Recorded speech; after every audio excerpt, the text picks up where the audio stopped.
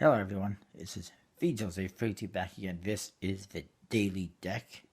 Sorry if my face is a little bit dark, but it's so bright here. I closed the blinds and now my face is kind of dark. Maybe I should turn it away. There we go. This is better, you can see me now if you want to. Alright, let's talk about what's going on. First of all, let's let you know Jackson Robinson is back with another deck. We'll get to that in a minute. First of all, there's a whole bunch of stuff to talk about. Dan and Dave, I don't know if I mentioned this, but they will have the new MagicCon deck coming in April. Make sure to get to MagicCon or get to their website when it launches, because people definitely want to get their hands on them. As far as Kickstarter is concerned, the Type 52 typography deck has about 27 hours left. However, they still need like $2,000, and it's been like that for a couple of days now at least. So it's not looking too good. The Inspire playing cards, 22 hours, it's not going to make it. Enough said. And the Bicycle Old Masters from CollectiblePlayingCards.com is at about 63 hours left. It's funded. They did not manage to get any more limited tuck boxes or stretch goals completed because nobody wants like 4 different limited tuck boxes. It's just ridiculous. There is a couple new decks as well. One that I mentioned was the it came out just after I made this video. I found out about it. Take two here. I found out about it yesterday after I posted my daily deck report yesterday. It came out yesterday. It is the Bicycle Tattoo Golden Edition. I did mention it in the description box though, briefly, if you saw that. It's a, like I said, Bicycle Tattoo Golden Edition. It's okay. It's not Jackson Robinson or anything like that, but it's okay.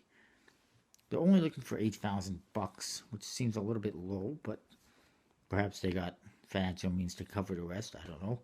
It's at 46% right now, and it's actually not bad price-wise. I mean, it's $10 for a deck of cards, free shipping to Canada, so I'm very happy about that. The States, American backers, not so happy. They have to pay like $4 for a deck, sometimes even more for shipping. Oh, too bad. And international backers, well, they're used to it by now. It's looking like it's going to get funded. It's doing pretty good. It's pretty interesting and different. Yet it's not, spectacular or anything like that. Another deck that just relaunched on Kickstarter is the Houdini Seance playing cards, which have a cartomancy theme to them. It's all about Harry Houdini. Originally, it was like a gray or black deck. Now it is red, and they have added color to the court cards, whereas before they were just black and white. And they look much better. And there is a stretch goal for a alternate version, which I believe is the original version. However, these are being printed by QualityPlayingCards.com. It sounds cheap to me, and it looks cheap to me when I look on the website. So I'm going to pass. I've had decks printed by companies that are similar looking websites and wasn't too impressed with them. While the cards looking great, I don't know. Don't think I'm going to get them, especially when there's so many other amazing decks out there on Kickstarter and elsewhere. You really don't want to pledge for something that is subpar in quality or in appearance or whatever. I mean, that's why the Inspire playing cards are not getting funded. That's why the Type 52 cards are possibly not getting funded, and that's why other decks are funded almost instantly. Speaking of which, another deck that's Kickstarter is a Steampunk Cthulhu Resurrection. Has a pretty cool name. This is the newest deck from Nat Iwata, who previously did a Bicycle Steampunk Cthulhu, and he's had a couple other decks and versions. He had the Elves and Orcs, and he had Steampunk Pirates, and I believe you can get that Steampunk Pirates deck and the Elves and Orcs in this campaign as well if you missed out.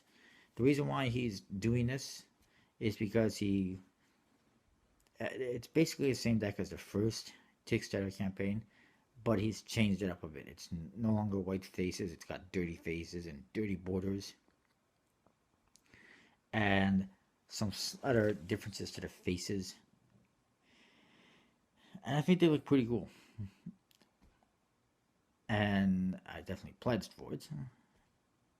But it is similar to the first one, and the back design is basically the same. The reason why he's doing this is because he has run out of the first ones, so he wants to get some more to sell, and of course, backers obviously want them as well. This Steampunk Cthulhu deck is not Bicycle, it's not USB-C.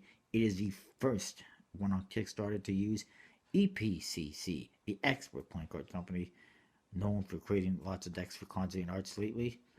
And there's a few others that I know Paul Carpenter of Encarter is going to be using them. Jackson Robinson is going to be using them. So I can't wait to feel these cards are going to be great, I think. And if there's enough funding, there will be a red version of the deck, and that would look pretty awesome. And I'll probably make it. And then there is, oh yes, the Bicycle Wiretap from Deco Playing Cards Company did not get launched. Apparently, it still wasn't quite approved by Kickstarter or whatever. Oops. And so it didn't get launched. We're going to probably get launched in the next couple of days. And there is one more I mentioned, Jackson Robinson. He's back with a surprise. The next deck from Jackson Robinson was going to be the Army deck, which is going to have two different Army themed decks, at least two, probably 4 or 5 in total, knowing Jackson Robinson. And and there was some kind of a delay. I don't know what it was. He says production delay. I'm not sure what kind of production delay he might be having, since they haven't been produced yet. They haven't even been funded yet.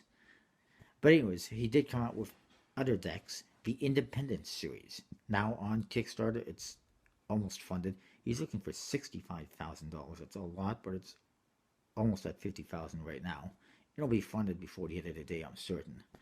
There's 2 decks in this one. There is the Continental and the Crown. This is based on the American Revolution, so you got a American themed deck and kind of a British themed deck, which is pretty cool.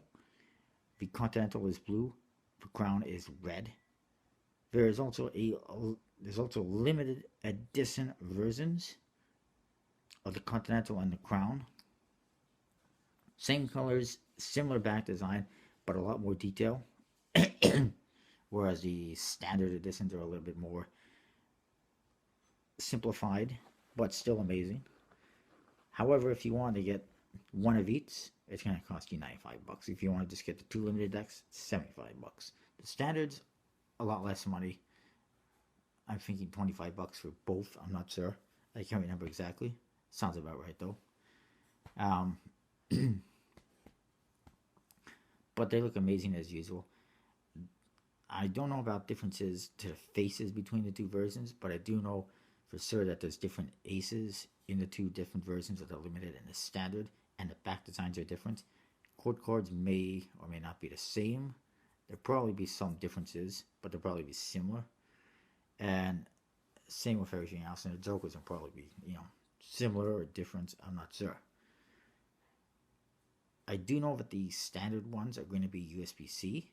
The limited ones come in never before seen boxes where you kind of open them from the bottom and it flips open and you pull the cards out the top.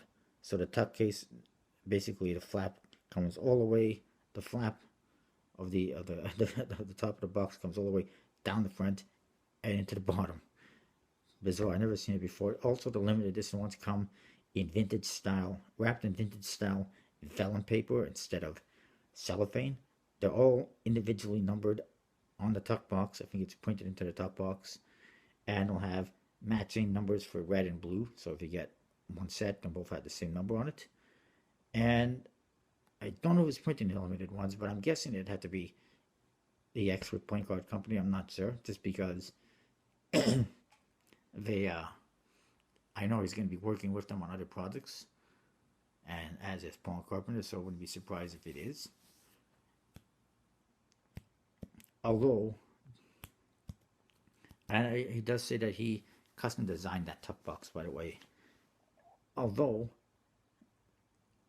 if if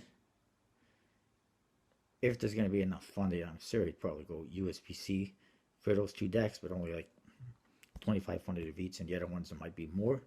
I really don't know. But anyways, that's what I know. They're pretty expensive, but they're pretty awesome. And it was a big surprise to see these from Jackson Robinson when you're expecting the Army deck, and he hadn't said anything about these at all. And then, of course, Steampunk Cthulhu's, they look pretty good, and I really want to see them as made by the Expert Playing Card Company. And I know they get funded, and I'm sure they might even reach the stretch goal for the red deck, which will look pretty awesome. And then the other ones, they're okay. Maybe not great. Thing is, that's what I got. Apologize if this is a little bit long. But I'm really excited about these decks, and I'll see you next time.